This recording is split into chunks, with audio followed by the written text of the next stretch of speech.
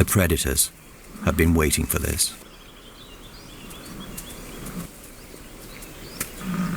Coyotes have a voracious reputation here, but on its own this one is certainly no match for a healthy bison and her calf.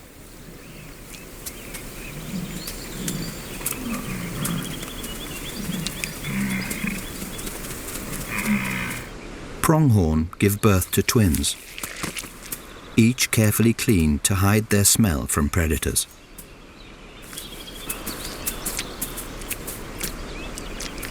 While they are with her, they are relatively safe, and for now the coyote is content with the afterbirth. But the mother pronghorn must leave her calves alone while she grazes, and with legs as wobbly as stilts, their best defense is to lie low.